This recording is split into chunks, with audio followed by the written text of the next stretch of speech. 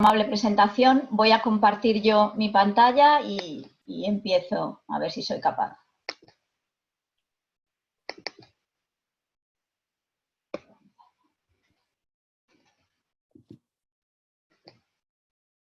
Madre.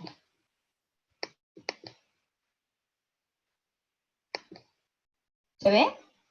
Ya tiene su presentación. Vale, perfecto.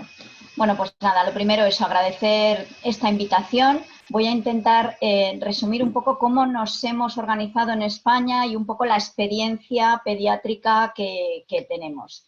Solo una diapositiva esta para recomendar algo importantísimo, y es que todo el personal debe aprender a ponerse y quitarse los equipos de protección individual. En España hemos tenido muchísimos sanitarios contagiados y es muy importante que todo el mundo aprenda y que sepa utilizarlo en el área o en la medida de lo que le pueda corresponder en la atención de los pacientes. Cuando preparé esta presentación, pues había en el mundo más de 2,5 millones de casos confirmados y más de 1.250.000 en Europa. Esto lo hice hace muy poquitos días, menos de una semana. Y en España había más de 200.000 casos confirmados con PCR, solamente con PCR. Dentro de España la incidencia ha sido variable, no ha afectado por igual a todas las comunidades. Cataluña y Madrid han sido las comunidades más afectadas, con más de 150 casos por 100.000 habitantes. Si hablamos de niños, solamente de niños menores de 14 años hasta 18 años, pues hemos llegado a cerca de 1.800 niños, pero en los niños menores de 14 años hemos tenido hasta la fecha 23 de abril, que fue cuando tomé esta tabla, alrededor de 750 niños. Esto supone menos de un 1% del total de las infecciones que ha habido confirmadas en España. De ellos se hospitalizaron aproximadamente un 34% y un 12% han necesitado ingreso en unidades de cuidados intensivos. Los fallecidos, de todas maneras, han sido muy pocos, un 0,3% del total de niños y un 0,8% de los hospitalizados, lo que contrasta, desde luego, con lo que ha pasado en adultos. Madrid, que como digo ha sido una de las comunidades más afectadas, pues hace aproximadamente un par de semanas habíamos tenido más de 100 niños hospitalizados en Madrid, aproximadamente un 12% han necesitado ingreso en cuidados intensivos y hasta esa fecha habían fallecido 2 niños. Y es destacable que el 37% de ellos tienen o han tenido patología de base. En Madrid, como ha habido esta tremenda epidemia que en adultos ha sido realmente terrible y que ha obligado a ocupar todas las plazas hospitalarias, se han suspendido cirugías, se han transformado quirófanos en unidades de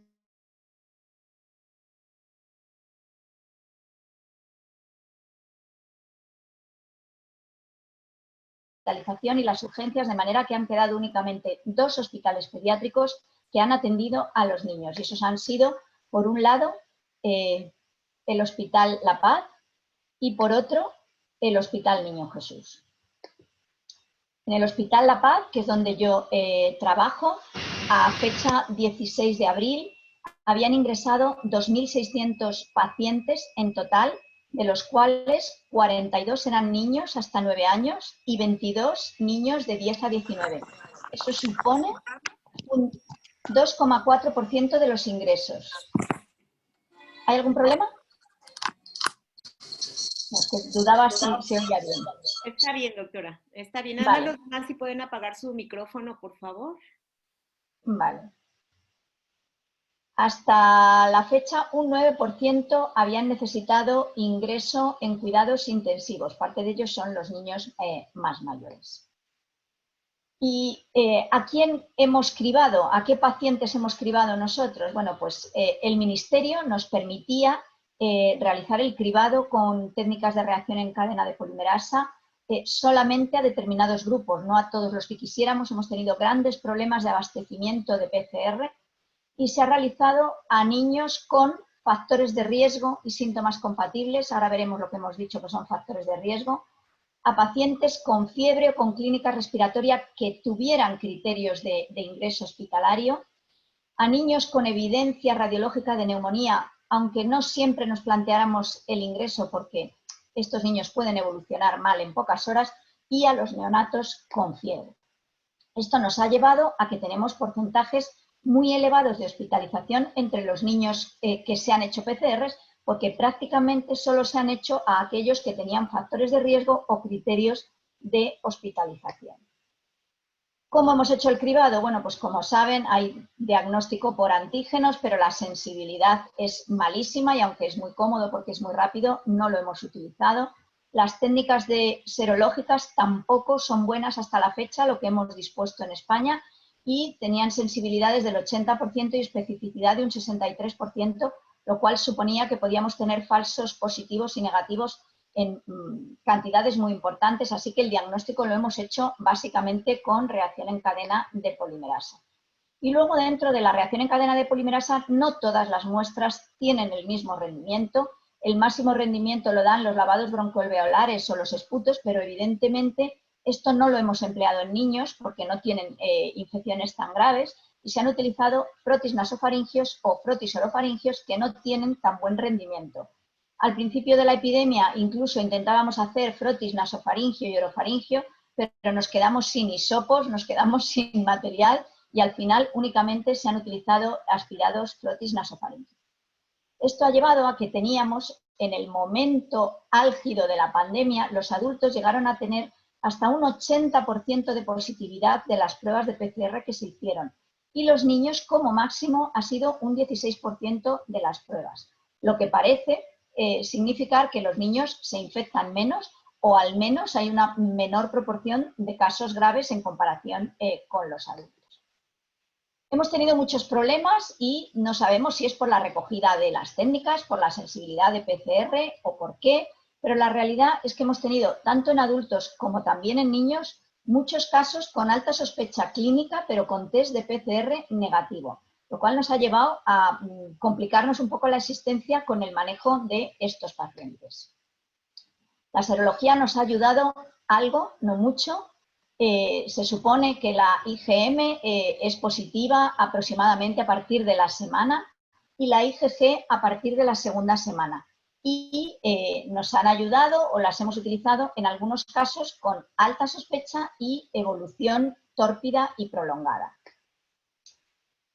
Una cosa muy importante es cómo nos hemos organizado, cómo hemos hecho los circuitos de pacientes. En el departamento de urgencias hemos establecido en la entrada del hospital, donde se hace el triaje de los pacientes, distancias de seguridad.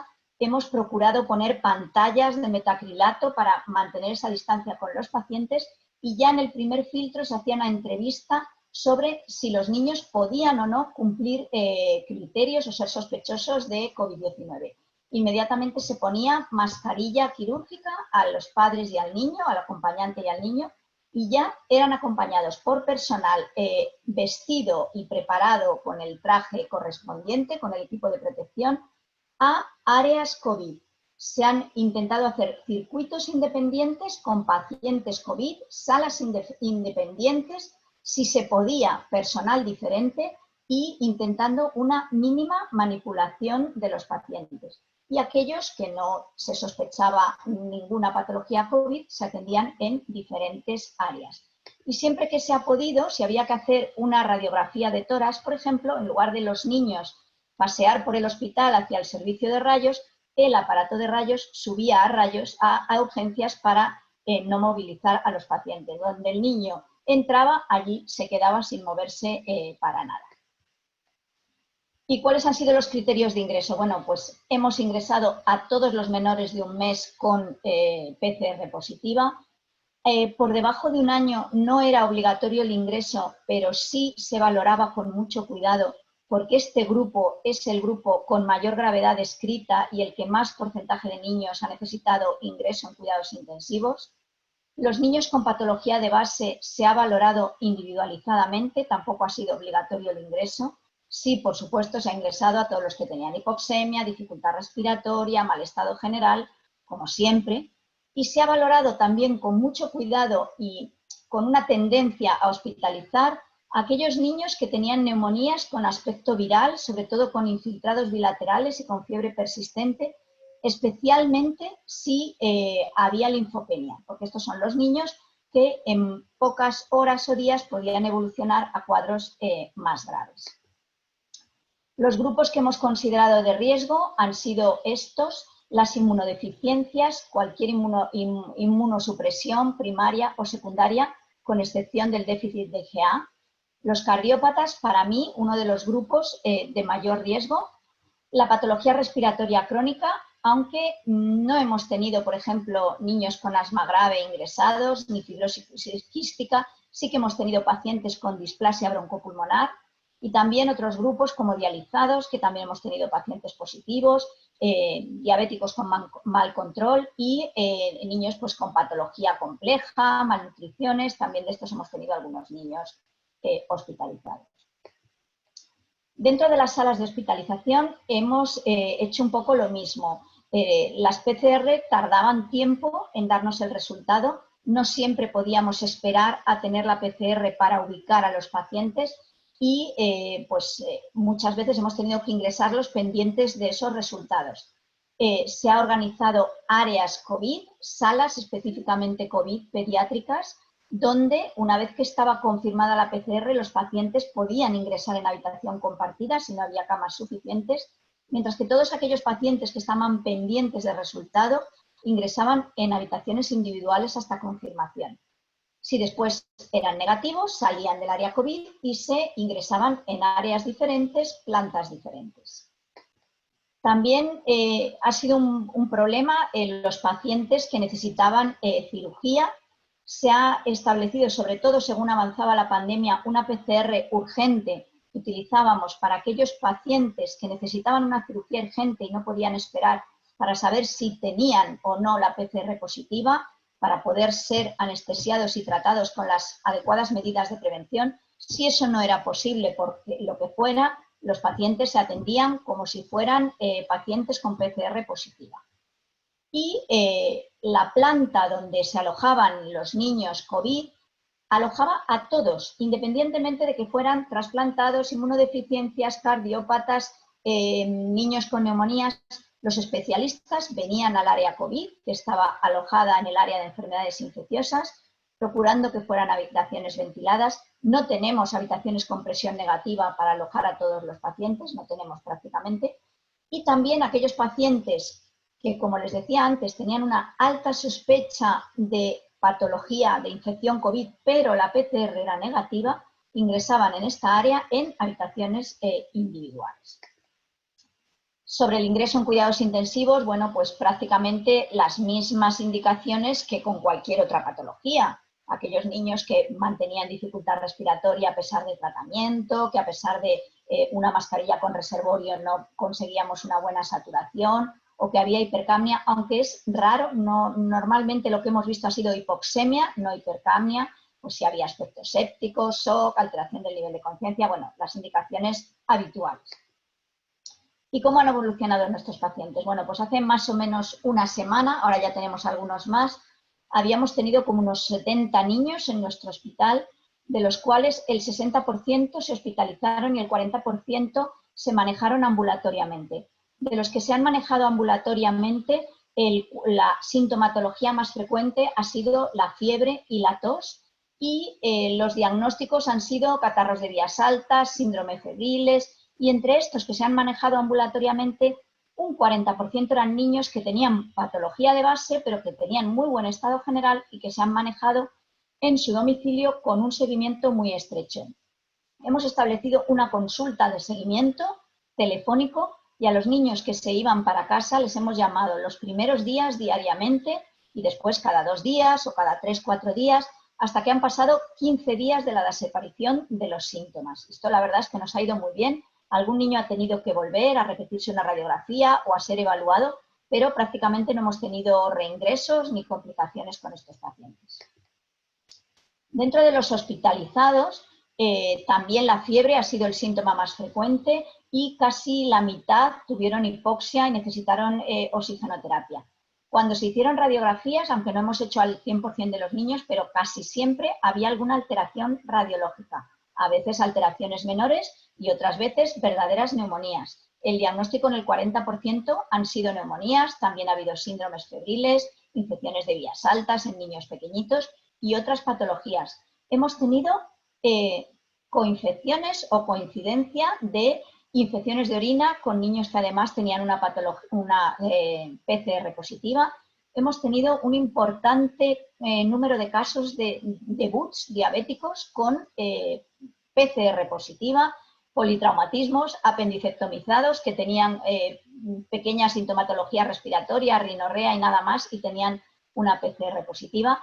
Y entre un 12 y un 15% de los niños han necesitado ingreso en cuidados intensivos.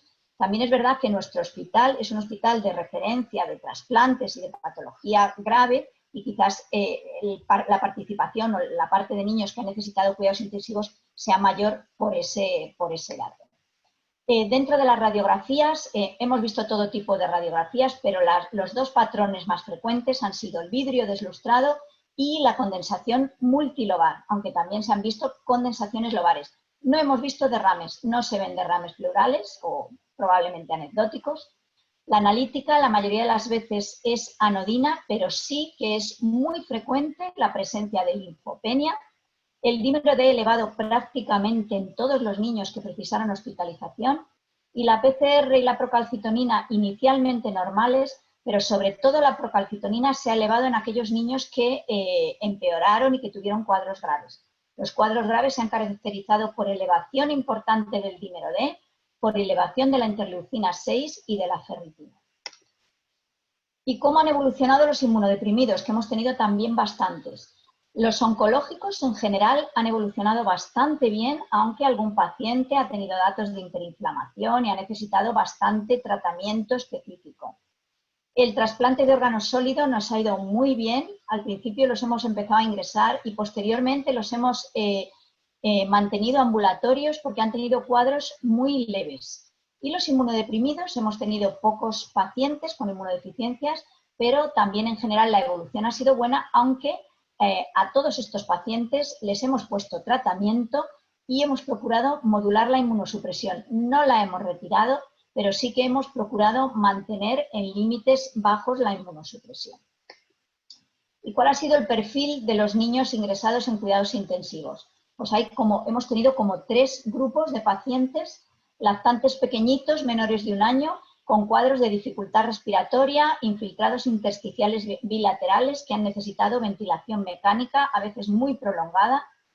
También el cuadro en niños mayores y adolescentes muy parecido a la neumonía grave del adulto, prácticamente similar.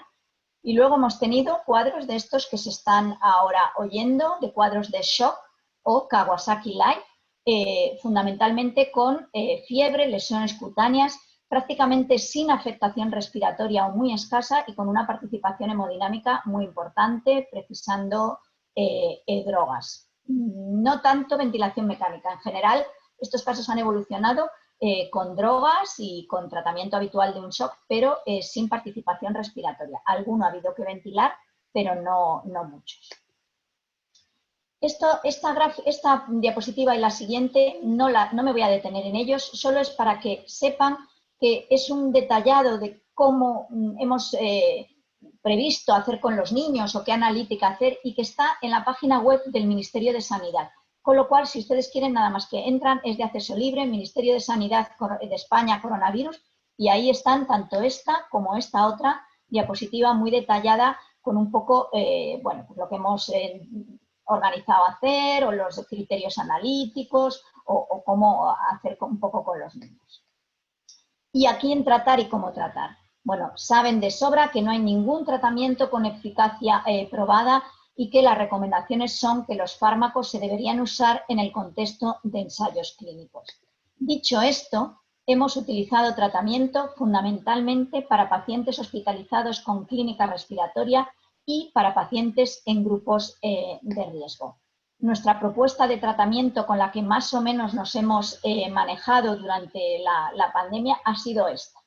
En los niños leves, cuadros leves, sin dificultad respiratoria, prácticamente no hemos indicado tratamiento para ninguno, se ha hecho tratamiento sintomático y los niños se han mantenido en casa y únicamente en algún grupo de riesgos cuando sí hemos puesto tratamiento. En los cuadros moderados, aun si las radiografías de tórax eran normal, aunque tuvieran que ingresar, se han mantenido en tratamiento sintomático sin tratamiento antiviral. En el momento que ya había infiltrados, dificultad respiratoria, hipoxemia, sí que se ha valorado ingreso con tratamiento y la mayoría se han tratado con hidroxicloroquina, valorando, según los casos, en algunos, utilizar lopinavir ritonavir. Empezamos a usarlo más al principio y después lo fuimos abandonando un poco por los efectos secundarios y también quizá por las publicaciones que decían que no era muy efectivo. Si el cuadro era muy grave, niños que ingresan en unidades de cuidados intensivos o con cuadros muy graves, se ha propuesto la utilización tanto de hidroxicloroquina como de lopinavir ritonavir y se ha planteado el uso de compasivo de remdesivir y valorar el tocilizumab según la situación. Siempre en los casos graves o si había elevación de procalcitonina se ha pautado tratamiento antibiótico que generalmente ha sido ceftriaxona, por la comodidad de utilizarlo una vez al día, que nos permitía manipular lo mínimo posible a los pacientes y procurar evitar riesgos para el personal sanitario, con la idea de mínima manipulación de los pacientes. La dosis de hidroxicloroquina que hemos utilizado es esta, lo pensamos mucho, lo debatimos mucho, parece que por el volumen de distribución de la hidroxicloroquina lo ideal es tener una dosis de choque para que tengan buenos niveles pronto, cuanto antes, y entonces hemos utilizado 6,5 miligramos cada 12 horas, las primeras 24 horas, y después 6,5 miligramos kilo día en 2 dosis durante 5 días, no más de 5 días. Vigilando en la medida de la posible el realizar el electrocardiograma, siempre con mucho cuidado en aquellos pacientes que tenían otras medicaciones que podían prolongar el QT. Tengo que decir que no hemos tenido efectos secundarios por la hidroxicloroquina o no problemas de QT prolongado. Sí que hemos tenido algunos niños que tenían mala tolerancia por vómitos o por diarrea. Tuvimos una niña que tuvo un cuadro de vértigos y hubo que suspender, pero en general la tolerancia de la hidroxicloroquina ha sido muy buena. Con el lopinavir ritonavir sí que hemos tenido varios niños a los que ha habido que suspender, sobre todo por la diarrea que tenían. Y todos ustedes saben que solo se puede utilizar a partir de 14 días de vida y de más de 42 semanas de edad gestacional. Como los estudios publicados de los ensayos en China, pues parece que tardíamente puesto al menos no es eficaz, nuestra recomendación, según fue avanzando la pandemia, es que si se empleara en fases precoces de la infección, en los primeros días, si era posible. El tocilizumab lo hemos usado también y la verdad es que lo hemos usado, yo tengo la sensación de que con muy buenos resultados. Se ha indicado en pacientes graves, preferiblemente en cuidados intensivos, pero no obligatoriamente, en aquellos niños que tenían valores elevados de interleucina 6 por encima de los valores de referencia del laboratorio, que en general para nosotros es 35 picogramos por mililitro. Pero si no se dispone de interleucina 6, que hay muchos centros que no la tienen, el otro parámetro a valorar era la elevación del dímero D, sobre todo la elevación progresiva. Nuestros niños raramente tenían menos de 700 de dímero D, pero hemos llegado a ver 7.000, 8.000 de dímero D, y esos niños que iba progresando es en los que se ha planteado con cuadros graves el utilizarlo. Y aunque las dosis de las que se habla se distinguen entre niños de menos de 30 kilos y más de 30 kilos, la realidad es que hemos puesto para todos la dosis de 8 miligramos por kilo, por no poner dosis muy elevadas para evitar efectos secundarios, para optimizar el fármaco porque tampoco había mucho disponible y para que pudiera ser utilizado para más pacientes. Y en general hemos utilizado dosis única. Parece que no tiene mucho sentido, si con una dosis no es efectivo, repetir dosis posteriores. El remdesivir se ha utilizado pidiéndolo por uso compasivo. La verdad es que el laboratorio Gilead lo ha concedido con bastante facilidad. Y empezaron pidiendo que fuera solo para pacientes en ventilación mecánica, pero según ha avanzado la pandemia no ha sido así y se ha concedido para cualquier niño que fuera grave, que estuviera hospitalizado, que tuviera una PCR positiva y siempre que no necesitara más de 2 drogas para mantener la situación, que no hubiera un fallo multiorgánico o que no tuviera unas transaminasas muy elevadas o un fallo renal. Y ¿Cómo nos ha ido? Bueno, pues hasta hace una semana, ahora ya hay más, pero hasta hace una semana o 10 días se había utilizado en España en 8 niños, 5 de ellos con ventilación mecánica, 1 con ventilación no invasiva, 4 de ellos con patología de base, y la verdad es que la evolución de todos ellos ha sido -1, que ha fallecido, el resto se han recuperado. Esa niña que falleció era una niña con una patología de base muy grave y que además se diagnosticó muy tardíamente, cuando llevaba mucho tiempo de evolución. Probablemente ni el Remdesivir ni nada hubiera podido hacer nada por ella, pero la verdad es que nuestra sensación y nuestra experiencia es que han ido y que han evolucionado bien. Algunas indicaciones del manejo en cuidados intensivos. El manejo se ha hecho en principio igual que cualquier cuadro de distrés respiratorio grave o de cualquier SOP o sepsis grave, y lo que sí ha sido muy útil, igual que comentan los médicos de adultos en los pacientes ventilados, es el ponerles en decúbito prono. Parece que ha sido una medida muy efectiva también en niños. Empezamos, como todas las recomendaciones decían, hablaban de una intubación precoz y una ventilación mecánica precoz, y la realidad es que según hemos avanzado se ha cambiado esa idea y hemos procurado manejarlos con ventilación no invasiva, mejor que con intubación y ventilación mecánica, porque la ventilación mecánica después es muy difícil extubar a los pacientes, se prolonga mucho, y si se consigue mantener a los niños con ventilación no invasiva, pues la evolución ha sido buena cuando se ha logrado. Corticoides no se recomiendan en fases precoces, en la primera semana, sobre todo porque bueno, pues pueden favorecer la replicación viral, pero en los casos graves y cuando la evolución ha sido prolongada sí que se han utilizado corticoides. Inmunoglobulinas hemos utilizado también, sobre todo en aquellos casos que cursaban con síntomas compatibles con enfermedad de Kawasaki o con shock asociado a estas eritrodermias, con buena respuesta. Y heparinizar, hemos heparinizado poco, profilácticamente en plantas no, nunca, pero sí en las unidades de cuidados intensivos en casos graves. Esta diapositiva solo es un poco para recordar que hay que procurar evitar aquellas técnicas que producen aerosoles en los pacientes. Estas son un poco todas las técnicas, las aspiraciones de secreciones las mínimas posibles, las muestras respiratorias las mínimas posibles. Si necesitan aerosoles, intentar administrarlos con espaciadores y polvo seco, aunque bien es verdad que no, los datos que hemos tenido no han sido de broncoespasmos, los niños no tienen broncoespasmos, son más bien neumonías, con lo cual hemos tenido que utilizar poco broncodilatador. La oxigenoterapia de alto flujo al principio fue muy denostada porque se decía que aerosolizaba, y en realidad después se ha utilizado muchísimo, tanto en adultos como en niños, porque en algunos casos ha conseguido mejorar clínicamente y evitar ventilación mecánica o intubación. El aparato de aerosoles de alto flujo, para un adulto, 60 litros, aerosoliza unos 60 centímetros, que tampoco es tanto. Para niños, que utilizamos a lo mejor 10 o 15 litros, la aerosolización sería 10 o 15 centímetros, con lo cual, con unas buenas medidas de aislamiento, no tiene por qué haber un mayor riesgo para el personal. Siempre que se pueda y que haya que utilizar o que haya que intubar, la intubación debe ser por aquella persona más experta, intentando no utilizar bolsa resucitadora autoinflable en la medida de lo posible o lo mínimo posible para no aerosolizar.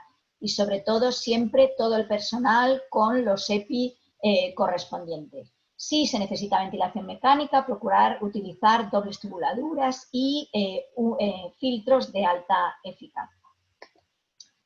Los criterios de alta, si ya nuestro niño mejora, pues bueno, son un poco los de cualquier paciente, que ya que no tenga fiebre, que no necesite oxígeno, que las pruebas de imagen hayan mejorado, la radiografía. No he hablado de los ultrasonidos, pero recomendarlos. El ultrasonido es útil, se puede utilizar a pie de cama, no radia.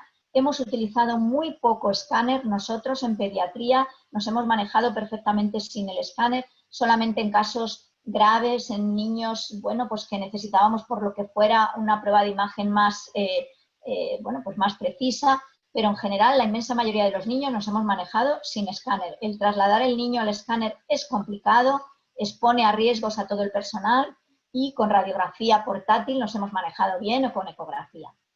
También el alta, valorar que la analítica haya mejorado. No obligatorio repetir analítica, pero si ha habido datos muy alterados o interleucinas 6 muy altas o dímeros muy altos, pues ver que al menos esas cifras estaban en mejoría.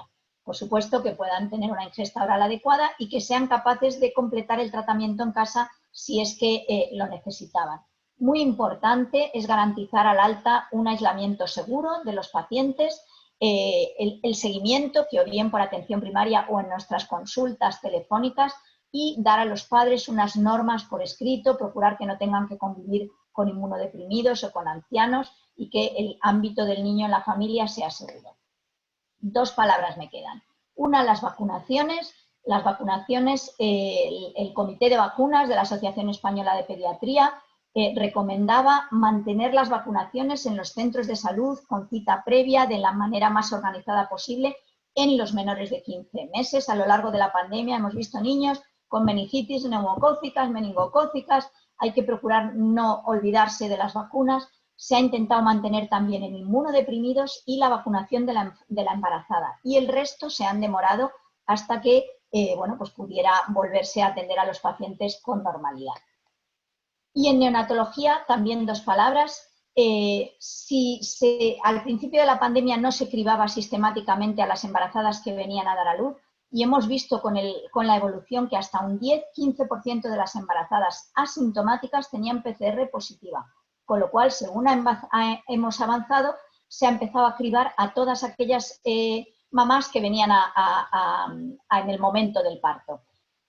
Si no se disponía de la PCR, se ha actuado como si fueran positivas y se han dedicado paritorios específicos y circuitos separados para aquellas pacientes con PCR positiva. Hemos visto algunas gestantes que se han complicado entre la semana 28 y 32, sobre todo con neumonías graves, incluso con algún fallecimiento. Y no se ha demostrado transmisión vertical, nosotros tampoco hemos tenido, y lo que sí hemos hecho es hacer PCR a los recién nacidos de madres infectadas en las primeras 24 horas y se repetía a las 48 horas o en la primera semana. Las mamás COVID positivas asintomáticas, se ha permitido el alojamiento conjunto del niño con la madre, intentando la separación de 2 metros y manteniendo las medidas higiénicas. La lactancia materna se ha permitido, siempre que manteniendo pues, las mayores medidas, mascarilla, medidas higiénicas, valorar, individualizar si esa lactancia materna se hacía de forma indirecta, extraída, o directamente un poco también acordado con los padres.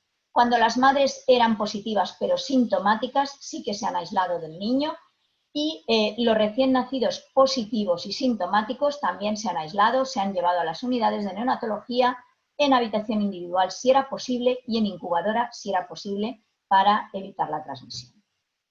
Y bueno, hasta aquí es lo que he preparado y pues espero que, no sé, si tienen preguntas o...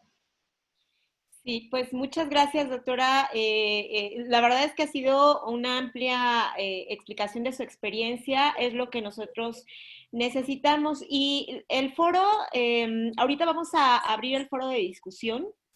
Hay muchas preguntas y también a todos los asistentes les quiero decir que hay diversas maneras de preguntar. Pueden hacerlo a través del chat, a través de emitir las preguntas, o bien pueden levantar la mano. En sus pantallas está aquellos que deseen hacerlo de voz. Hemos organizado el siguiente panel de discusión de tal forma de que, como van a haber varias preguntas, de tal forma que cada uno de los de mis compañeros, amigos e infectólogos que me acompañan, pues me ayuden a organizar esta parte. Entonces, primero, la doctora Claudia López, si nos ayuda, si hay alguna apertura para discusión acerca de el diagnóstico clínico, del cuadro clínico. Claudia, ¿dónde estás? No te veo.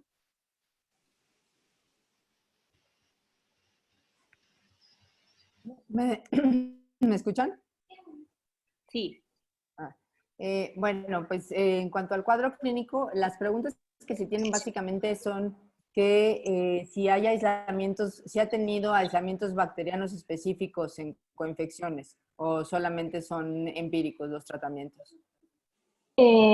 Pues no hemos tenido prácticamente, salvo infecciones de orina en niños pequeñitos. Infecciones de orina en niños pequeñitos sí que hemos tenido con además una PCR positiva, pero no hemos tenido hemocultivos positivos, no.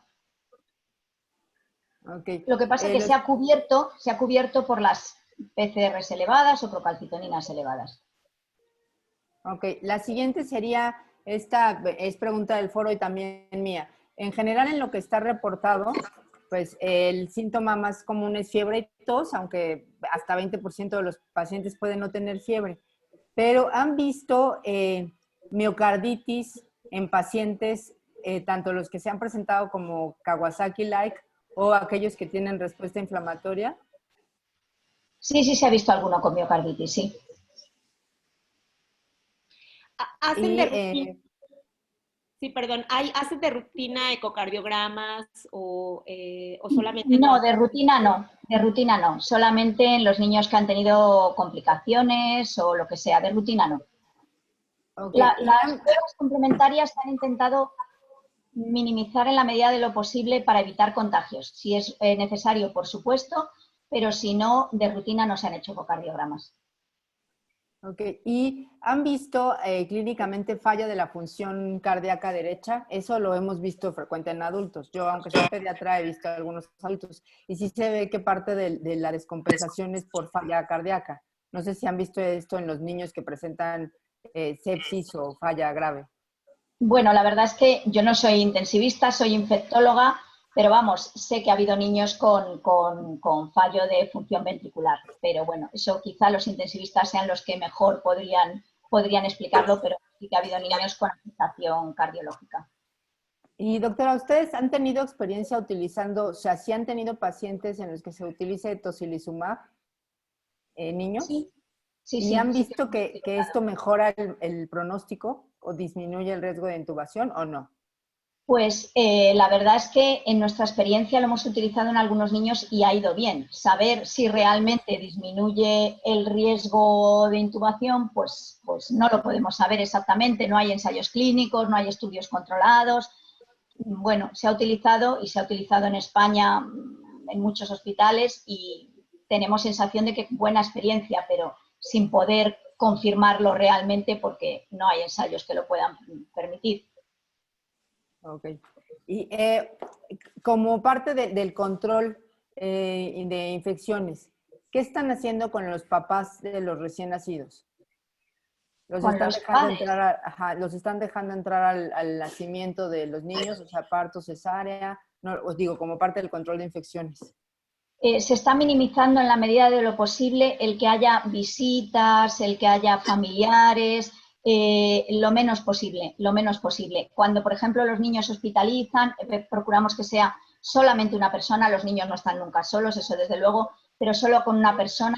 Y en los partos no estoy absolutamente segura, pero yo creo que no les dejan entrar a los padres. Ok. Y la última que tenemos aquí en el foro, manifestaciones clínicas en los neonatos, ¿han visto graves, Sí, además de fiebre? ha habido algunos niños hospitalizados con clínica respiratoria, con neumonías. La evolución ha sido buena. En nuestro hospital, que yo sepa, no ha habido ninguno que haya necesitado ventilación mecánica, pero sí en otros centros y en nuestros hospitales ha habido algunos niños algún niño que ha necesitado ventilación mecánica en el primer mes de vida. Y para considerar el alta del paciente que ya decidió hospitalizarse, ¿esperan a tener PCRs negativas o se pueden ir con PCRs positivas si están con sintomatología controlada? Sí, no hemos esperado porque la negatividad de la PCR puede ser muy prolongada. Podemos tardar 2, 3 semanas en tener una PCR negativa y no se han mantenido a los niños hospitalizados todo ese tiempo. Se han mandado a casa aunque no tuvieran la PCR positiva. Aunque tuvieran la PCR positiva. O sea, únicamente con que estén ya asintomáticos, digamos. Sí, Okay. cuando el cuadro clínico estaba controlado. Ok. Pues bueno, creo que son todas las preguntas de tratamiento. Yo la única que tengo, además, es el uso de Liponavir y Ritonavir. En su caso, ¿han presentado igual efectos como efecto adverso diarrea o no tanto como los adultos? Sí, mucho. El lopinavir, ritonavir lo hemos tenido que quitar en varios niños por diarrea. La tolerancia es mala. Ajá, sí, esa era la pregunta, porque pues, se asocia a que como se elimina ese es el virus, a que haya más contagio en el personal, ¿no? No le he entendido esta última pregunta. No, esto era más bien un comentario, que en general se describe que una de las indicaciones es suspenderlo por la diarrea para evitar contagio en el personal por la eliminación del virus en excretas. Sí, sí. Bueno, creo que de tratamiento es todo lo que hay de preguntas. Bueno, sí, cuadro clínico. Por ahí alguien preguntó también si encontraron alguna relación, o más bien no relación, con el antecedente de aplicación de BCG, que en algún momento surgió al principio del... Ya. Bueno, es que en España, como no se vacuna de BCG, pues la verdad es que no tenemos experiencia en este sentido. Nuestros niños no están vacunados. Sí, ok. Norma, hay una pregunta también hablando de tratamiento sobre la utilización de acitromicina, doctora. Es algo que se inició en China y en algunos países y ustedes vemos que no la consideran. No la hemos recomendado pues porque son dos medicamentos. La acitromicina se está usando con hidroxicloroquina, son dos medicamentos que prolongan el QT y la verdad es que los datos que hay reportados es que hay un ensayo clínico que se ha tenido que parar porque se aumentaba la mortalidad. Hay muchos estudios que dicen que aumenta el riesgo cardiológico y no nos ha parecido recomendarlo indiscriminadamente. Sí que es verdad que hemos empezado un ensayo clínico y en el contexto de un ensayo clínico que compara hidroxicloroquina con acitromicina, sí se está utilizando, pero controlado bajo el ensayo clínico, con controles ecocardiográficos. Entonces, sí se usa, pues desde luego mi recomendación es que se haga un seguimiento muy estrecho del electrocardiograma. Doctora, y aprovechando también hablando de tratamiento, ¿tienen alguna experiencia ustedes en el uso de plasma de pacientes convalecientes, ya sea en el paciente pediátrico o en el paciente adulto?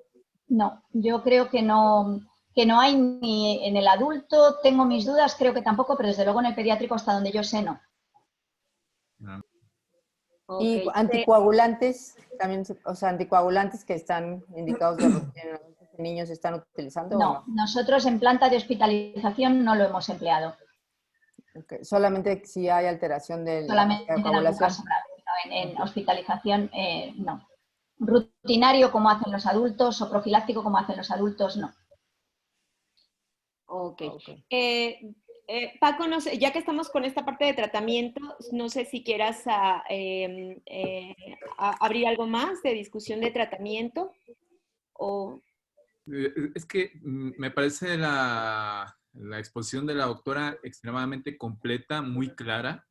Lo que es un hecho es que precisamente en estos momentos de pandemia en donde estamos enfrentándonos contra un microinmune nuevo, desafortunadamente tratamos de valernos de ciertos medicamentos que han demostrado alguna actividad in vitro, pero que pues es muy probable que a futuro, con estudios más controlados, con una casuística mucho más grande de pacientes, pues nos podamos percatar que más adelante que pues muchos de los tratamientos que usamos ahorita ni siquiera verdaderamente benefician al paciente. Digo, hay publicaciones en este momento, ustedes lo saben, encontradas, en donde hay unos que mencionan que sí, la hidroxicloroquina tiene una actividad muy buena y mejoría de los pacientes, pero hay otros que realmente pues no avalan su uso. Entonces, pues yo creo que mucho de la experiencia lo vamos a ver en el transcurso ya del tiempo, pero definitivamente me parece, doctora, su exposición muy buena y muy completa, muy clara.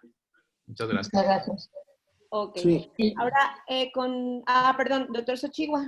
Sí, pues yo creo que es muy importante recalcar que afortunadamente la sintomatología para nuestros pequeños pues no es tan importante en el aspecto que nos lleven a cuadros graves, pero hablando de los mecanismos de la transmisión, considero que es muy importante, sobre todo por la convivencia que a veces estos pequeños tienen con adultos con comorbilidades, es decir, aquellos pequeños que en una carta del grupo precisamente de la Asociación Española que participó la doctora Calvo, en donde mencionan que el grupo de edad frecuente es de los 3, 4 hasta los 9 años de edad, Muchos de ellos estaban asintomáticos, pero pues, tenían la capacidad de poder tener el virus y transmitirlo al adulto mayor o al adulto que de alguna forma tiene comorbilidades. Entonces, tomando en cuenta, revisando lo que me habías encargado de los mecanismos, el papel del niño como un mecanismo de transmisión o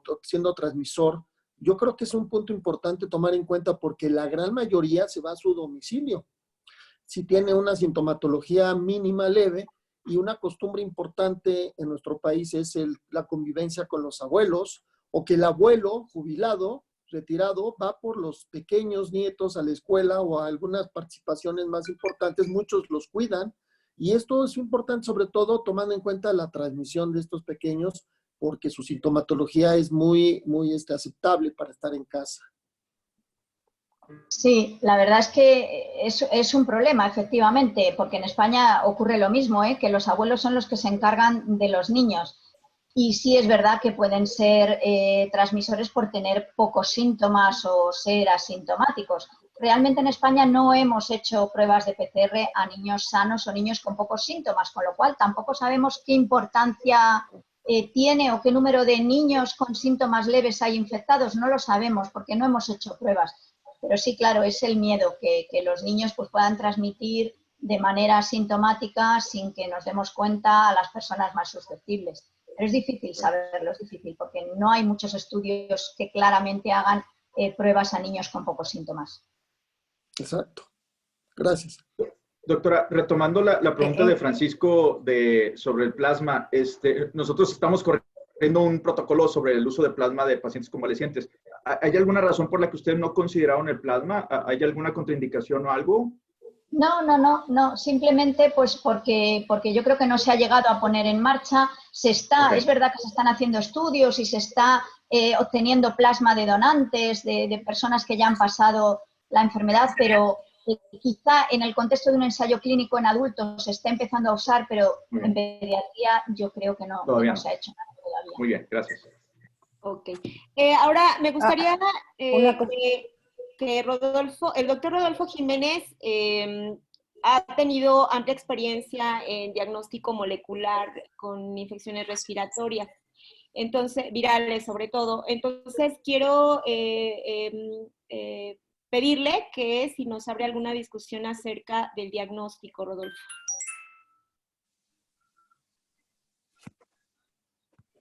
¿Ya se salió? Creo que tenía un poco de problemas con la conexión. Sí, estaba teniendo problemas, Rodolfo, un poco. Okay. Yo tenía una consideración antes de pasar a lo del diagnóstico. En los pacientes, en su caso, ¿se consideró coinfección con influenza? O sea, ¿se les buscó coinfección con influenza en temporada o no? Pues la verdad es que no mucho, porque al principio únicamente se hacían PCRs de coronavirus y no se hacían a otros virus, o al contrario, se hacían de otros virus y no se hacían de coronavirus. Algún niño sí que hemos tenido en España que ha tenido coinfección con gripe, algún niño ha tenido coinfección con VRS, alguno con metaneumovirus también, pero no se han estudiado sistemáticamente las coinfecciones. Ok.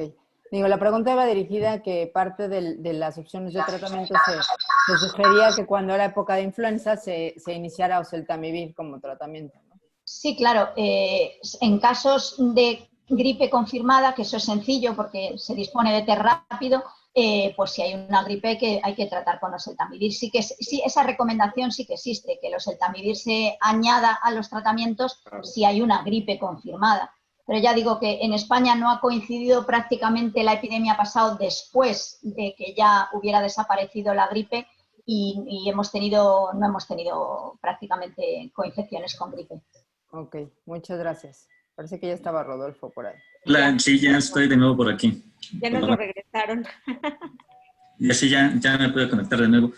Doctora, para el diagnóstico de esto, yo creo que el gran problema es la sensibilidad de la reacción en cadena de polimerasa, que usted la reportaba ahí en su presentación como de 80%. Entonces, en los niños en los cuales les llega a salir la PCR, ¿qué es lo que están haciendo ustedes? Ustedes iban un paso adelante ya con serología, pero por ejemplo, si están en la sintomatología de los primeros 5 días, si tienen un paciente sugerente y durante el pico de la epidemia que tiene una PCR negativa, ¿qué hacen ustedes en esa duda diagnóstica? ¿La dan como buena, como negativa?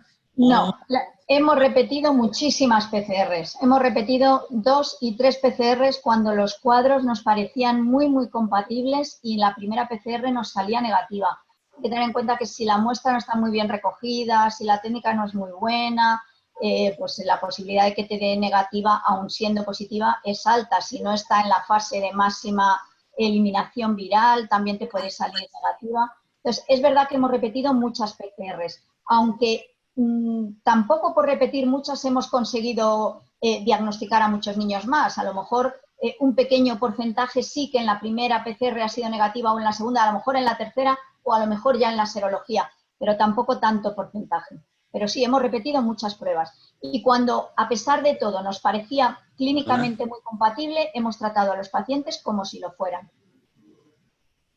En relación a esto, doctora, hay quien pregunta cuánto tiempo después de, todavía es una pregunta que nos hacemos, sabemos que para algunas infecciones, influenza, se ha identificado que el tiempo de eliminación en el niño puede ser mayor que en el adulto.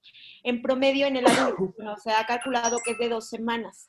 ¿En los niños tenemos algún dato de cuánto tiempo más pueden estar eliminando el virus? Pues la verdad es que nosotros no hemos hecho estudios sistemáticos, solo sé lo que se ha publicado en la literatura, que hay eliminaciones de hasta 20 días y 20 y tantos días, pero nosotros hemos tenido realmente muchos problemas de disponibilidad de PCRs y no hemos hecho estudios seriados para ver cuánto duraba la eliminación. No tenemos datos propios. Muy bien. Ahora, en relación a esto también el doctor César Martínez, ¿tienes alguna...? Que yo ya te estoy robando espacio. Sí, de hecho hay varios cuestionamientos, doctora, y particularmente algo que hemos vivido aquí en el hospital. Usted ya lo comentó, llega el paciente con datos sugestivos, se hace la PCR, se hace la prueba, y el paciente no sabíamos dónde localizarlo, si lo localiza en la sala general o en la sala COVID, pero en la sala COVID hay pacientes positivos. Entonces, con el correr de la semana ya pudimos establecer una sala intermedia, que es lo que yo veo que ustedes también hicieron. Hubiéramos recibido esta plática hace un mes y nos hubiera solucionado bastantes problemas. Pero aquí nuestras PCR están tardando entre 24 horas y 36 horas. Una vez que el niño está positivo, se pasa a la sala positiva y si queda negativo se saca a la sala donde está el resto de los pacientes con otros padecimientos. Así es, ¿verdad? Sí, efectivamente, aunque los pacientes con patología respiratoria se han intentado mantener en un área intermedia, porque nunca estaba uno completamente seguro de si de verdad eran niños negativos o no. Entonces, los COVID en área COVID que pueden compartir habitación, los dudosos o en espera en un área intermedia intentando que fueran habitaciones individuales y los que no tienen nada que ver en otra sala completamente diferente. Okay. Me preguntan, perdón. Sí, César, adelante, doctor, por favor. Me preguntan precisamente ya de un amigo de Monterrey, el doctor Abiel Mascarillas, ¿cuántos casos de Kawasaki-like por ahí tienen, doctora? No tenemos datos al respecto. Estamos teniendo casos, hay niños con ese cuadro, pero no tenemos todavía datos registrados a nivel nacional. Estamos viendo ahora algunos casos y estamos recogiéndolos y en poco tiempo, en algún tiempo podremos tener datos, pero ahora mismo todavía no tenemos datos confirmados para decir cuántos. Pero sí que estamos viendo casos. Gracias. César. Hay varios cuestionamientos, gracias Doc, hay varios cuestionamientos en relación con embarazadas y recién nacidos. Están muestreando a todas las embarazadas que llegan a tener a sus bebés, ¿verdad? Y están teniendo un 15% de positivas. Sí, actualmente a todas. No se empezó haciendo, pero cuando empezamos a ver que había muchísima positividad, pues ahora se está cribando a toda la embarazada que viene a tener a su bebé, sí. Ok, y la pregunta, doctora, es, vi en su presentación que los hijos de madres positivas pueden estar en el alojamiento conjunto y pueden recibir, ¿han hecho seguimiento de estos niños con madres positivas, pero asintomáticas que llevan alojamiento conjunto? ¿Cuántos de ellos han llegado a ser positivos o no tenemos datos sobre eso?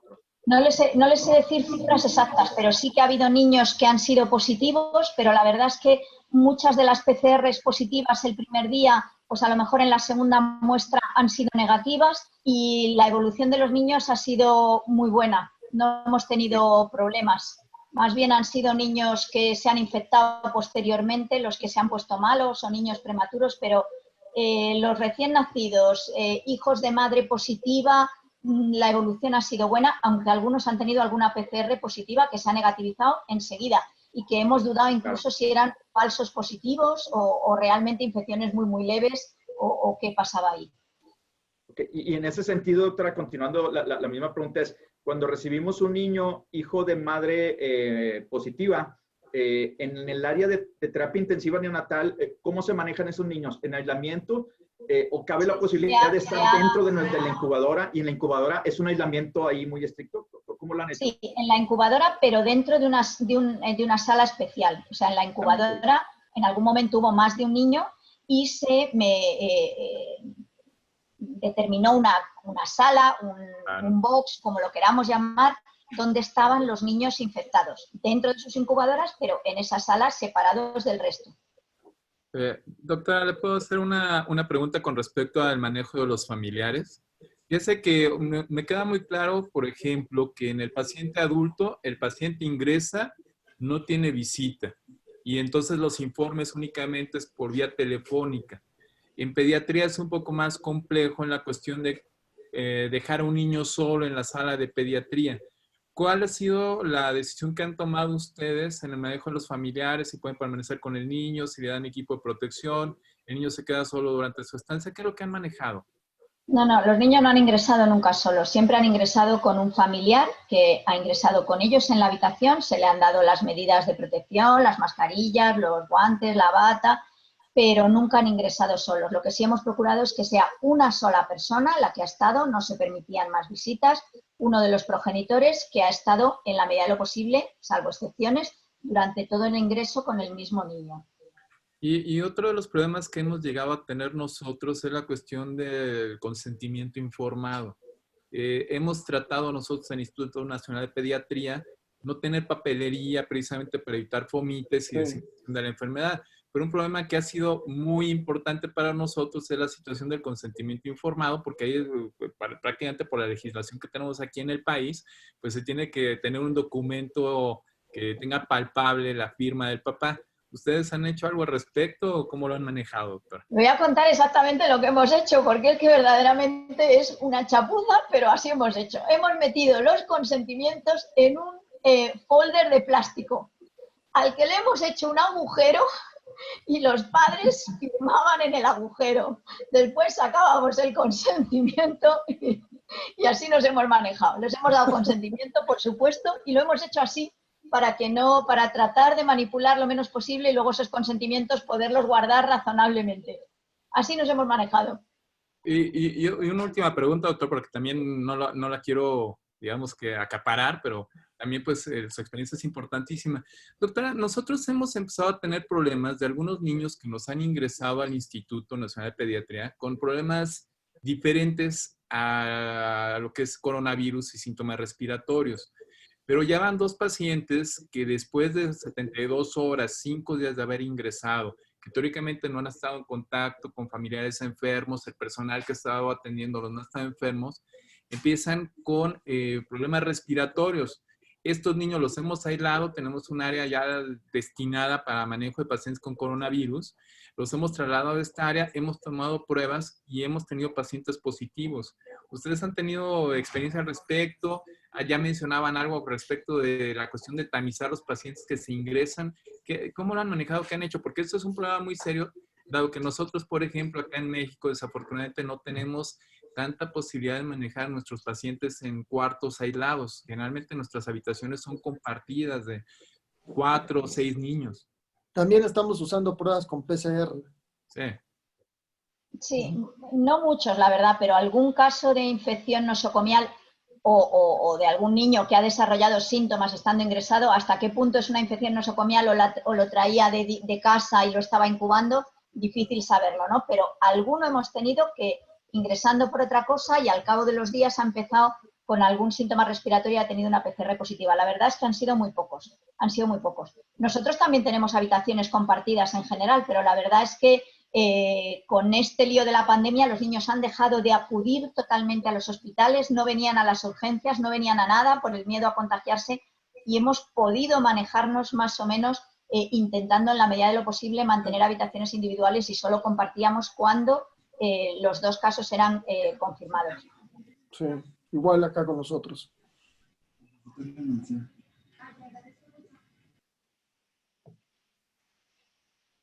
Sí, también nosotros. Aquí una pregunta, doctora, que a lo mejor esto no está mucho dentro de su experiencia, pero en los hospitales pediátricos probablemente no hay tanto problema, pero hay hospitales, muchos hospitales generales, en donde hay las salas de triage han sido dedicadas no nada más a los niños, sino también a los adultos. Y sometemos al riesgo a un niño que muy poco probable tenga COVID y los enfrentamos a una población que en su mayoría sí van a ser COVID. ¿Nos daría alguna recomendación al respecto? Nosotros lo que estamos tratando de hacer, yo trabajo en el Hospital de Infectología, el único, pero como Hospital de Infectología recibe tanto niños como adultos. Y como Hospital de Infectología, pues somos un centro que desde el principio fue COVID.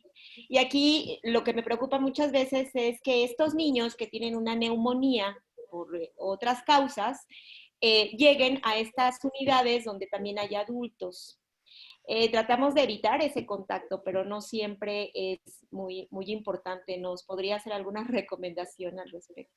Pues nada, yo creo que en la medida de lo posible intentar efectivamente que no coincidan y si no, pues priorizar a lo mejor la atención del niño para que sea más rápida y esté el menor tiempo posible conviviendo con adultos. La verdad no se me ocurre otra cosa, intentar separarlos en la medida de lo posible, hospitalizarlos si realmente tiene una patología para hospitalizar y esperar las pruebas en la planta de hospitalización.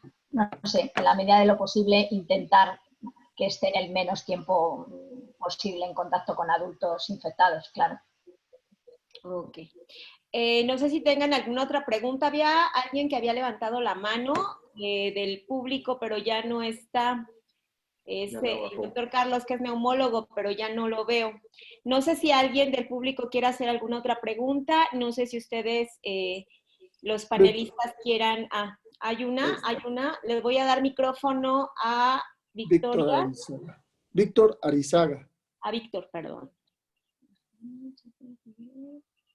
Ay, ¿cómo lo pongo? También está Gloria Huerta. Toño, ¿me ayudas? Hola. ¿Me ayudas a darle voz a...? Claro, ya aparecí. Hola. Y ahora le doy voz a Gloria. Excelente. Doctora, también puede, si quiere, quitar su pantalla para dejar de compartir pantalla para que nos veamos. Pero bueno. Okay. A ver si soy capaz de hacerlo. Si no, no se preocupe, no se preocupe. Hola. Ya está Víctor. Sí, gracias. Muy buena presentación, muchas gracias. Solo quería preguntarle a la doctora si dentro de su staff médico de atención de pacientes pediátricos o neonatales, alguno de sus colegas se infectó de COVID. Sí, hemos tenido bastantes médicos en España, enfermeras, mucho personal sanitario que se ha infectado y en pediatría también. Hemos tenido bastantes profesionales infectados, sí. Ahora, ¿dónde han cogido la infección? Si ha sido en sus domicilios, en sus actividades sociales o en el hospital, pues no lo sabemos, pero sí que ha habido profesionales infectados. Bueno, muchas gracias. Gloria. Hola, muy buenas tardes. Muchas gracias, doctora, muy interesante. Nada más una duda que me quedó en las coinfecciones con metaneumovirus y virus esencial respiratorio. Sabemos que muchas veces pueden coexistir más que... Ya no te oímos. Ya no te oigo. ¿Se fue? Sí, desapareció. Bueno, aprovechando el comentario, nosotros hemos tenido precisamente resultados con metaneumovirus, con sincicial respiratorio, también... Ay, perdón, doctor. Ay, perdón, sí. No, me interrumpí. Entonces, no, mi duda era aquí, o sea, podemos aislar diferentes tipos, incluso diferentes coronavirus al mismo tiempo, metaneumovirus, virus en respiratorio que también ha pasado en muestras en niños en este momento, pero aquí la posibilidad de coexistencia o coinfección, ¿han visto cuadros más prolongados, a lo mejor cuadros más graves, por cuadros con diferentes manifestaciones? Pues es difícil saber, como usted misma dice, pero vamos, sí que hay algún niño de los que han tenido cuadros graves, lactantitos pequeños, pues uno que ha habido en Málaga tenía una coinfección por VRS, otro también que necesitó ventilación mecánica también tenía un metaneumovirus. Bueno, pues sí que puede ser que al coinfectar con otro virus pueda tener cuadros más graves. Difícil saberlo, la verdad. Muchas gracias. Doctora, una pregunta, perdón Norma, una pregunta. Todos conocemos las famosas curvas de presentación y acá en México parece ser que vamos unos meses retrasados en lo que está ocurriendo en Europa. En relación particularmente en pediatría, sabemos que la curva está en función principalmente de los casos en adultos. ¿Los casos pediátricos se manifiestan en la misma proporción de los casos adultos o aparecen después o aparecen, ¿cómo es la presentación? Yo creo que han empezado como un poquito demorados respecto a los adultos. Ya teníamos muchos adultos hospitalizados y no veíamos niños y como a las 2 semanas empezaron a aparecer los niños. Parece que es lo que comentan, ¿no? De que los niños se infectan en el seno del hogar. Y entonces empezaron primero los adultos y luego los niños en las familias se han ido infectando. Es un poco la idea que yo creo que ha pasado también en España. Muy bien. Okay. Con un poco de demora. A mí me gustaría preguntar, aprovechando que están aquí en el foro, César, el protocolo que están haciendo de plasma, ¿cuándo están tomando anticuerpos? ¿A los 14 o a los 2 semanas o a las 4 semanas? No estoy tan familiarizado, Claudia, con el protocolo. Eso sí te lo voy a ver, porque lo están haciendo en adultos. Por eso preguntaba, porque no estoy tan familiarizado sobre eso, pero sí están tomando anticuerpos. Casi te puedo asegurar que es a los 14 días. Los 14 días de que el paciente convaleciente. Es cuando se están tomando también algo que es a las 2 semanas, sí, también. Sí. Es que aquí hay 2 protocolos. Nosotros estamos participando en uno en el español, que es a las 2 semanas ya con PCR negativa, pero también hay otro que es hasta las 4 semanas con PCR negativa. Entonces, por eso preguntaba. Sí, casi te puedo asegurar que son 2 semanas, Claudia, pero me voy con esa tarea y se los comparto con gusto cuando tenga más información. Ok, gracias. Hombre.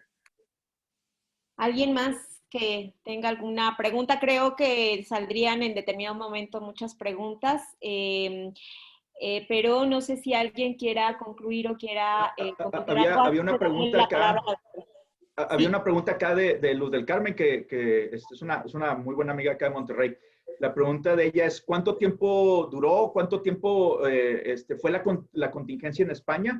¿Y cuánto tiempo fue el colapso de hospitales? ¿Cuánto tiempo duró el colapso de hospitales en España, doctor? Bueno, la verdad es que todavía nos estamos recuperando, ¿eh? O sea, todavía nos estamos recuperando. Yo creo que lo peor fue desde el 10 de marzo, más o menos, 10-11 de marzo, por ahí.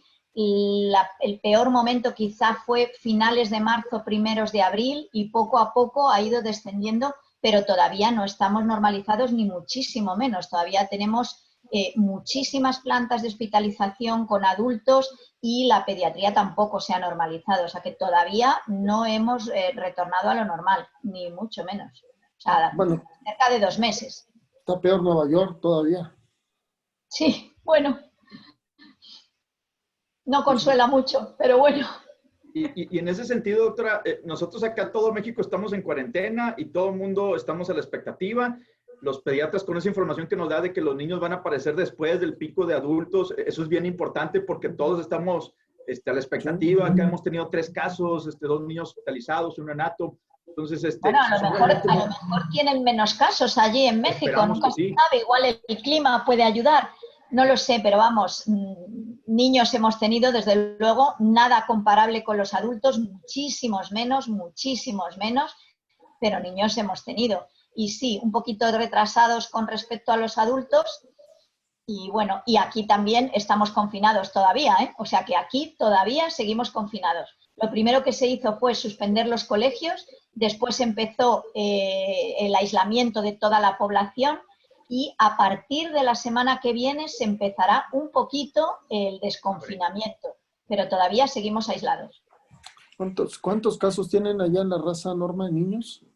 Ahorita solamente uno, doctor. Uno que es un caso además de adquisición dentro del hospital. Sí, lo comenté. Nosotros hemos tenido varios casos de infección en personal de salud, pero no adquirido dentro de sus actividades hospitalarias, sino la han adquirido en sus casas. Entonces han llegado bueno, aparentemente, han llegado a la unidad a trabajar.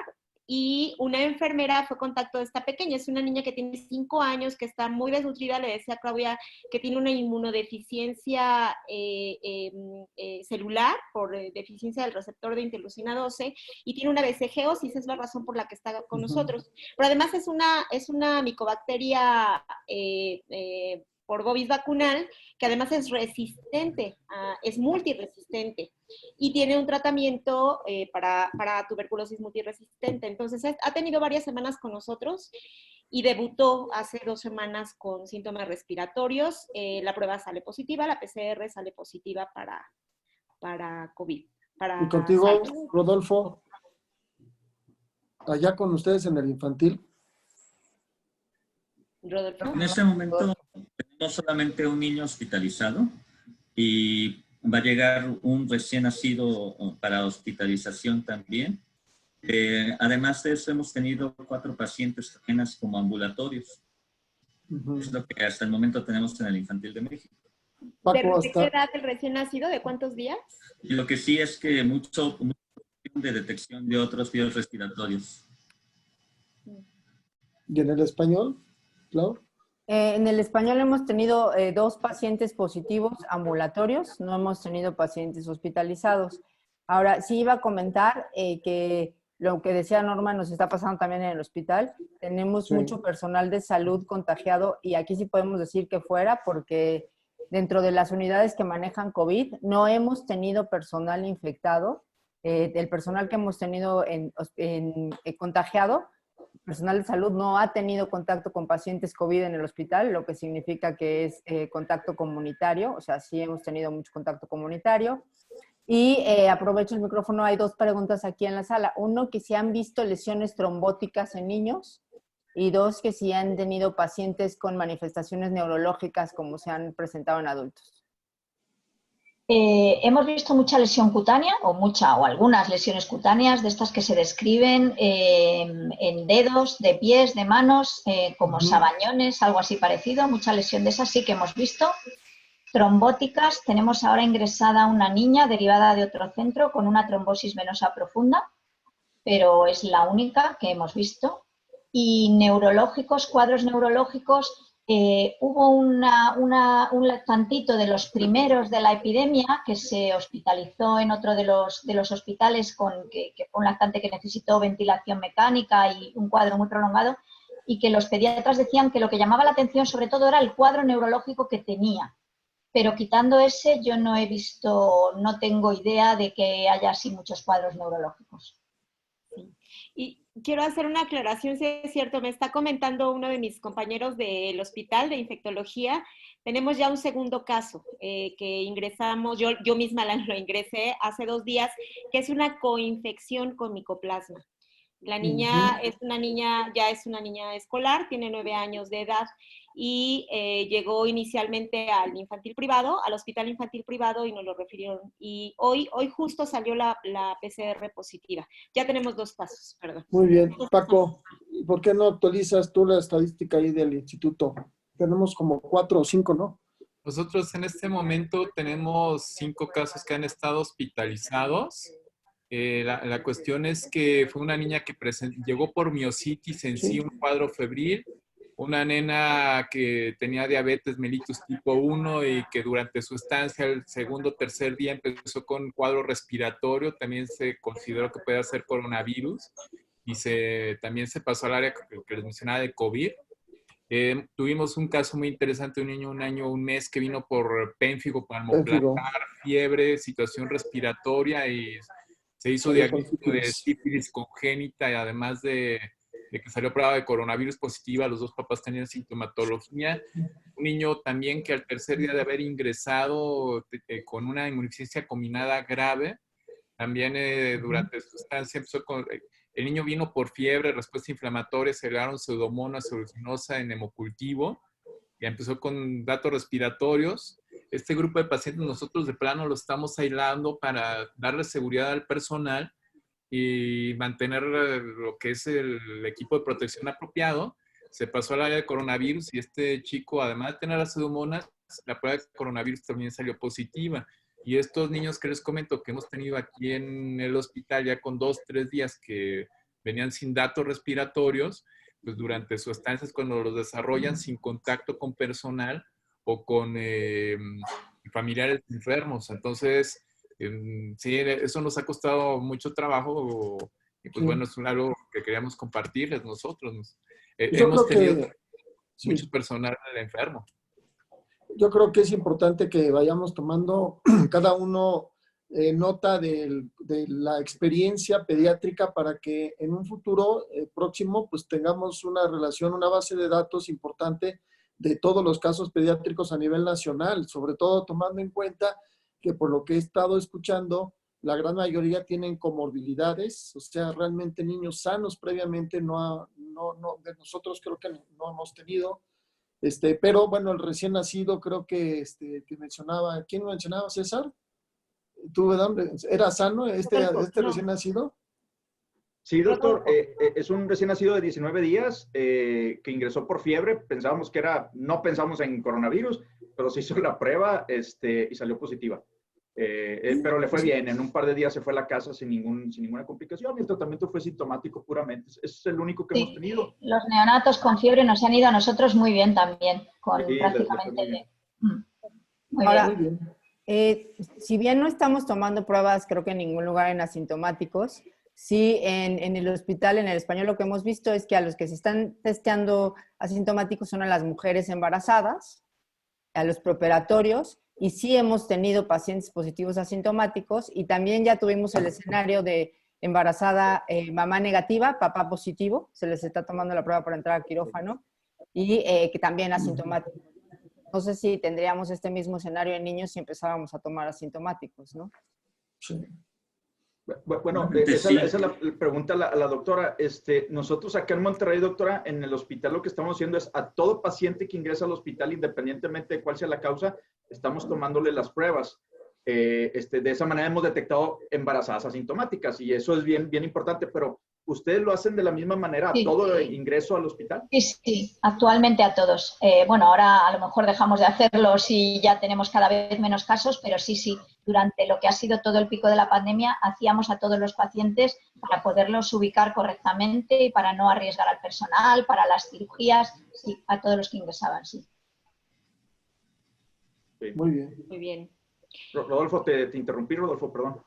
No, está bien, digo, seguramente va a haber casos asintomáticos en niños. Aquí pareciera que es al revés de lo que tradicionalmente pasa con virus respiratorios, que el niño es el que dispersa la infección. Aquí parece que sí fue claramente de adultos, y lo que decía la doctora Cristina, que los niños se están infectando en el hogar. Y es lo que ahorita se está viendo, sobre todo a nivel privado, que el niño que tiene papás infectados, incluso ya confirmados, es el que está yendo a consulta, a diferencia de esto. Pero independientemente de esto, si probáramos asintomáticos, seguramente veríamos niños asintomáticos, y si en España ya está haciendo un estudio de seroprevalencia, si México hace un estudio de seroprevalencia, seguramente ahí nos vamos a dar cuenta del impacto de la epidemia real en pediatría, no solamente de los hospitalizados, que parece una proporción bastante bajita. Sí. Claro, pues yo creo que todavía hay preguntas que nos vamos a seguir haciendo porque aún no sabemos muy bien el comportamiento, ¿no? Y qué rumbo vaya a tener en los niños.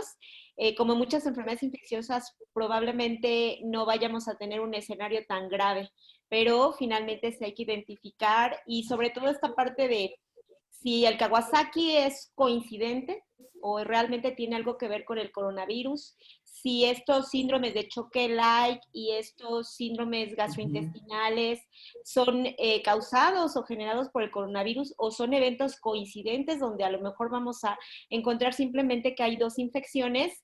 Una de ellas va a ser coronavirus este coronavirus. Entonces, creo que aún nos falta muchísimo que aprender en pediatría, pero la verdad es que ha sido de enorme nutrición para nosotros en México escuchar todos sus puntos, doctora, toda su experiencia. Para nosotros nos ayuda, quizás esto nos haga dar un paso adelante, como comentábamos hace ratito, para ver a lo mejor algo que ya no ha funcionado, mejor utilizamos algo que que nos pueda dar mejor oportunidad de salir. Hay todavía inmunoglobulina. ¿Qué función tiene la inmunoglobulina? Se refiere que puede tener algún efecto en etapas precoces. No sé a ustedes cómo les haya ido con el uso de inmunoglobulina. Se está empleando en los casos que son compatibles con enfermedad de Kawasaki. Y bien, yo creo que con buena evolución. Muy bien. Nada más por último, y no podía dejar de mencionar, su población pediátrica con VIH, ¿qué tal? ¿Cómo se ha comportado?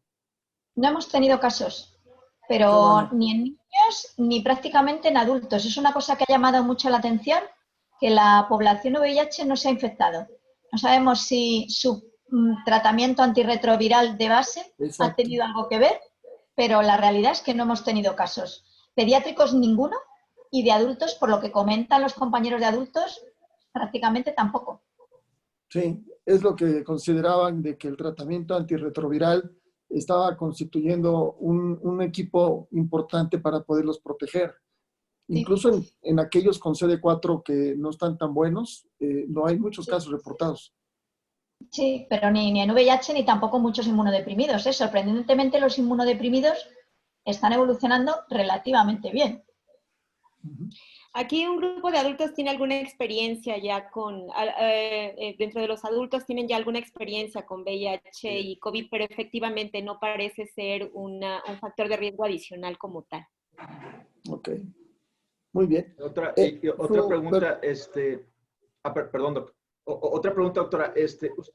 ¿Ustedes vieron en España algún parteaguas a partir de lo cual hubo un repunte en esa curva? Es decir, acá escuchamos que probablemente tardaron las medidas de restricción social, se presentaron brotes en áreas, en asilos, y escuchamos todas estas noticias. ¿Ustedes vieron algo relacionado con esto o fue simple y sencillamente la evolución natural de la epidemia? ¿Qué habrá pasado?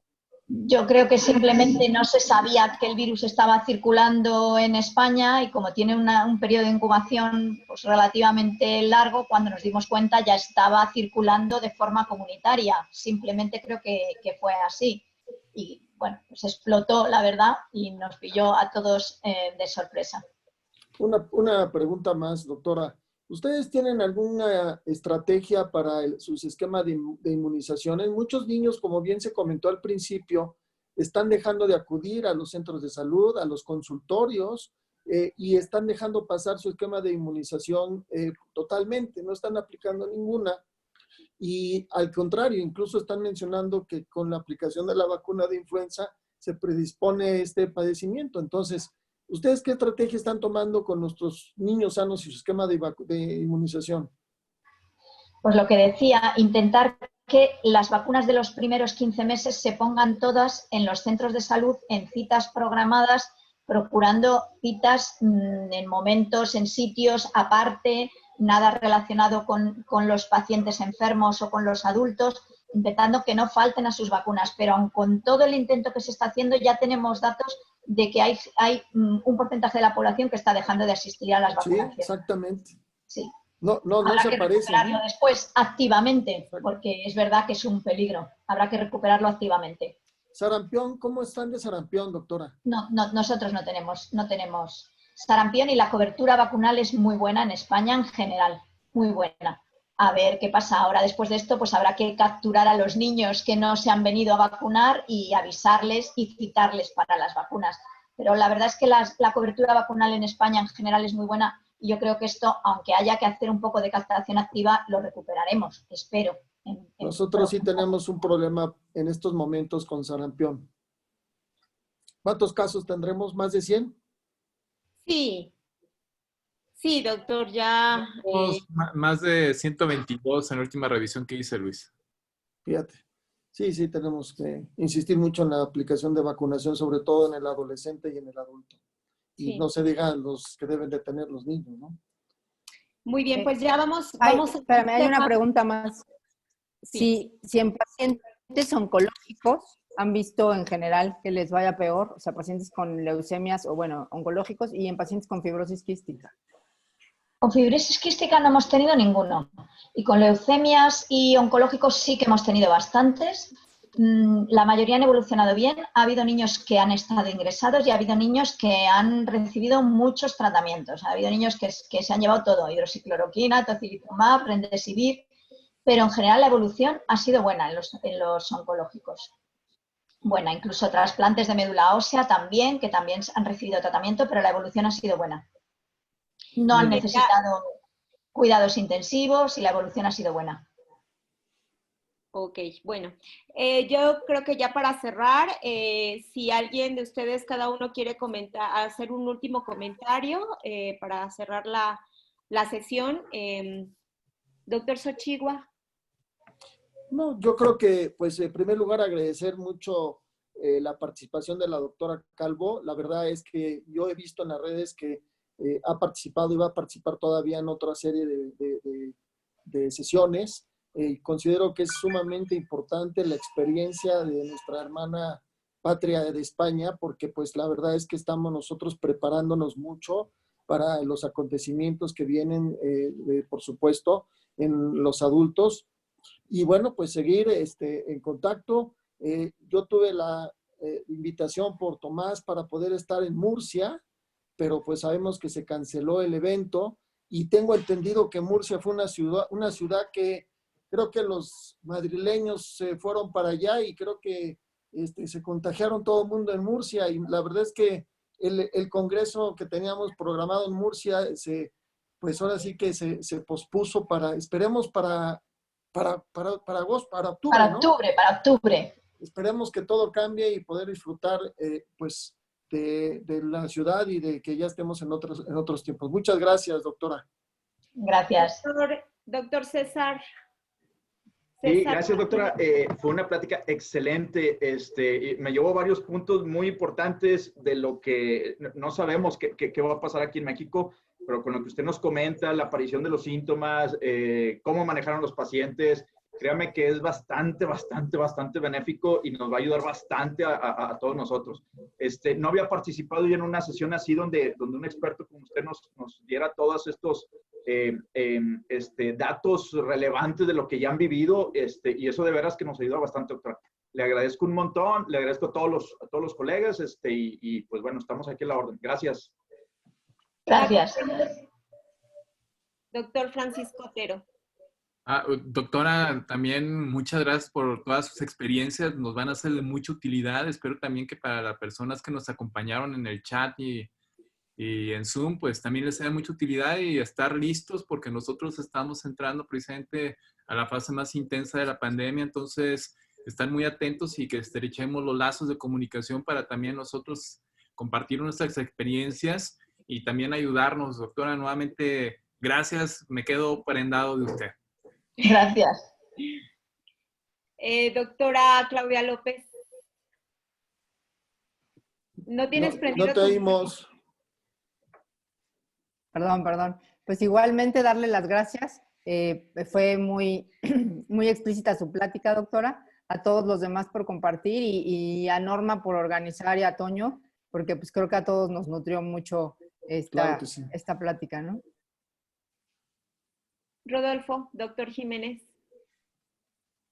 No me queda más que agradecerle, doctora, por estas aportaciones. Siempre es bienvenida compartir experiencias, y más ustedes que van avanzados más o menos como 2 meses con a comparación de nosotros.